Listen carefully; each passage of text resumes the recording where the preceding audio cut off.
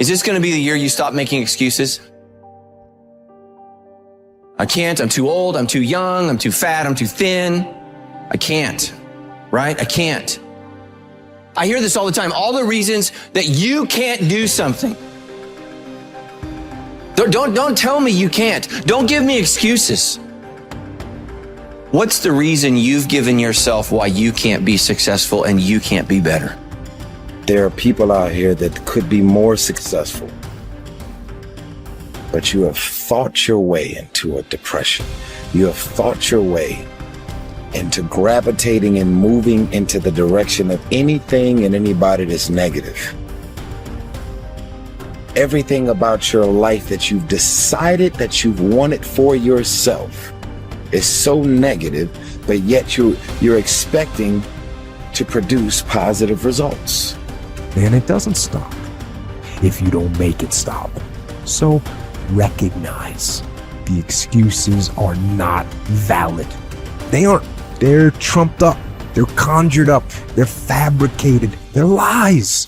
And how do you stop the lies? You stop the lies with the truth. And the truth is, you have time.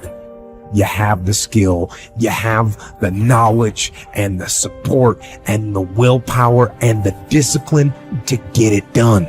A lot of you are trying to find inspiration and motivation with a depressed mindset. You're depressed because you're not doing it with yourself. You don't find inspiration by not living in the grip of life. You need to live in the grip of life to find inspiration. Put challenges in front of yourself. When you put a challenge in front of yourself and you attack it, that's when you find inspiration. If you want all these things in life and you're just thinking that by some miracle of life it's going to magically happen, you got to wake up. The only way to get what you want in life is to get to work and go and get it. To look at all your adversity and all the excuses square in the face and push yourself out of your comfort zone to achieve what you want. I'm not going to allow things that I have no control over to control me.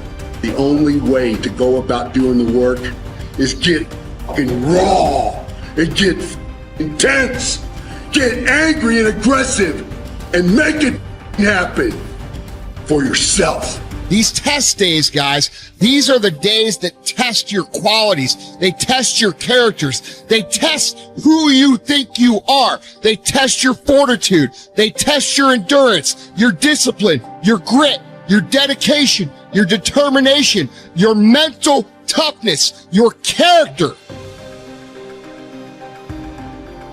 Everyone wants to feel like a winner. And feeling like a winner requires that you win. You get the feeling of the winner by completing a task 100. When you do this repeatedly, eventually you develop the habit of completing the tasks that you begin. When this habit of task completion locks in, your life will begin to improve in ways that you cannot today imagine. In psychology, the reverse is always true. The incomplete action is a major source of stress and anxiety. In fact, much of the unhappiness that people experience is because they have not been able to discipline themselves to follow through and complete an important task or responsibility. If you have ever had a major assignment that you have been putting off, you know what I am referring to. The longer you wait to get started on an assignment and the closer the deadline approaches, the greater stress you experience. It can start to keep you up at night and affect your personality. But when you finally launch into the task and push it through to completion, you feel a great sense of relief and well-being. It is almost as if nature rewards you for everything that you do that is positive and life-enhancing. At the same time, nature penalizes you with stress and dissatisfaction when you fail to do the things that move you toward the goals and results that are important to you. Pick something, right? Pick something, a nameable goal, and then try to implement it. And what'll happen is you'll learn a lot by trying to implement it. And one of the things you might learn is what a slightly better goal might be. You know, because if you try something diligently and you succeed or you fail, you're going to learn from the effort expended in the detailed implementation of the goal. It's going to inform you. It'll also transform you physiologically. It does that at a very basic level, neurophysiological level. You will be slightly different as a consequence of the attempt. And what that'll mean is that the next goal you pick will be a little more suited to you. And so it's this kind of pathway, right? It's like maybe the goal you should be attaining is here, but you don't know that because you're clueless. And so you aim there. Well, it's better than there. And it's not nothing. It's not cessation of movement. And, you know, if you're supposed to go there and you go here, but you walk diligently towards it, you're a little closer once you get to here than you were here. And it's this oscillating self-corrective process that leads you to the final star. And you have to be willing to engage in erroneous experimentation to manage that, but it is a self-correcting process. And so one of the things I always talk to my clients about is, well, let's try something, you know, and we'll reserve to ourselves the right to alter our trajectory. And then I would use as a corrective there, because you might say, well, how do you know when you're not just giving up, right? Instead of thinking maybe you need a different goal. And I would say, well, you can, if you're really concerned about your proclivity for self-deception, you can enter into a contract with yourself that you won't replace any goal you've set with a goal that's easier.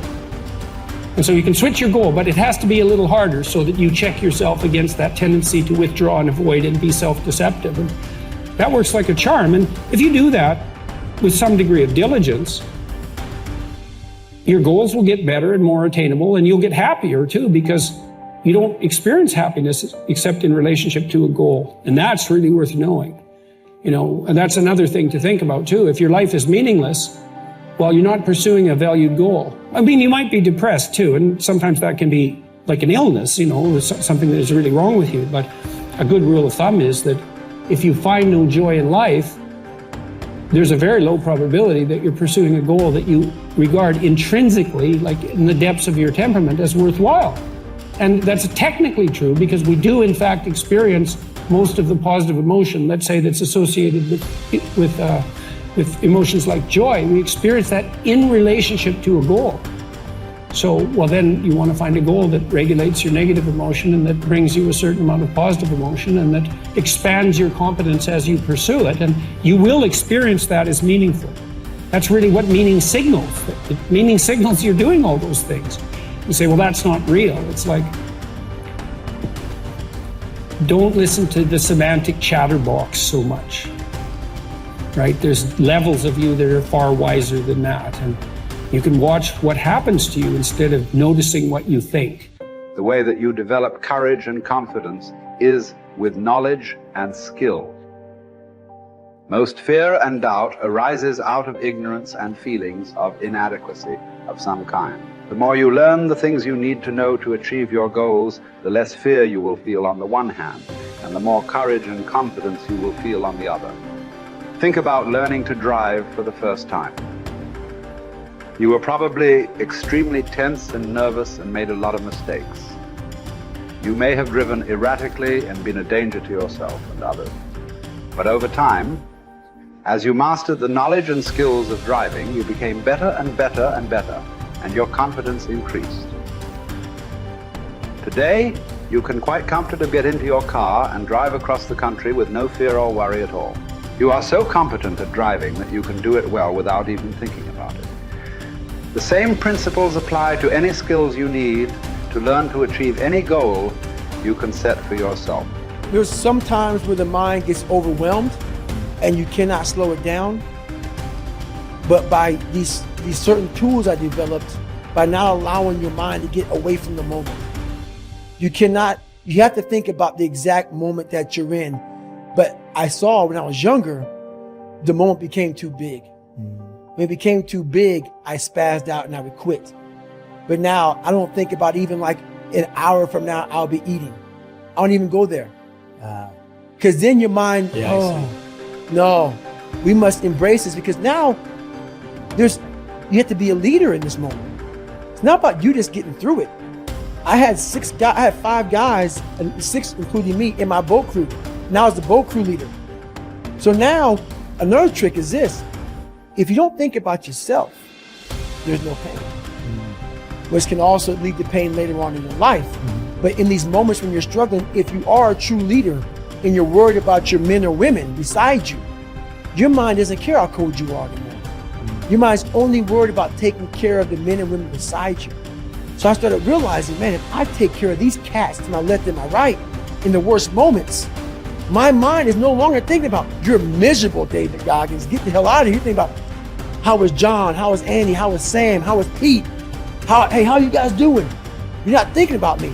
So there's so many things you can do to get outside your own head to then allow your body to just be like, hey, we're just a machine. But you have to let your mind be able to process all these different tactics to do that. Take a different vantage point in life. When you are in the hell, you can't see the beauty of being in it when you're in it. Get on top of that mountaintop in your mind. Get on top of that mountaintop and look down on what you're doing. You can see a whole different world, and that world is beautiful. But you gotta get a different vantage point in the suck. Don't be in it. Spiritually, get out of it. Get that soul. Look down on what you're doing. Be amazed by the process of where you're at now and where you came from.